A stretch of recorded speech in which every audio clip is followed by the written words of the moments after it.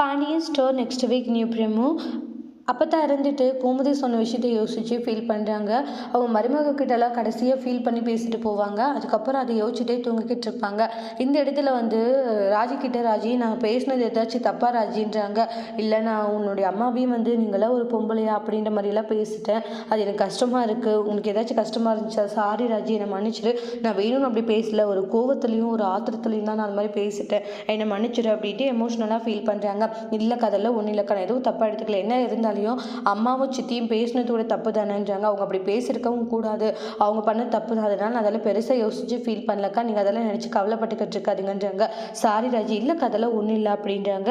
இந்த இடத்துல கோமதி ஒரு பக்கம் அம்மா பேசினது, அவங்களுடைய அண்ணிங்க பேசின விஷயங்களும் நினைக்கிறாங்க. ஆனால் இங்கே அப்போதான் கோமதி பேசின விஷயங்களை ஒவ்வொன்றுத்தையும் நினச்சி பார்க்குறாங்க. அவளை எப்படியெல்லாம் நான் வளர்த்திருப்பேன் செஞ்சிருப்பானே, இன்னைக்கு அவள் என்னை இந்த மாதிரியான கேள்விகளை கேட்டுட்டாலே, என்னால் உயிர் வாழக்கூட முடியலையா அப்படின்ட்டாலே யோசிச்சு யோசிச்சு அம்மாச்சி ரொம்பவே ஃபீல் பண்ணிட்டு இருக்காங்க. அதோட இந்த ப்ரமோ முடிச்சிருக்காங்க.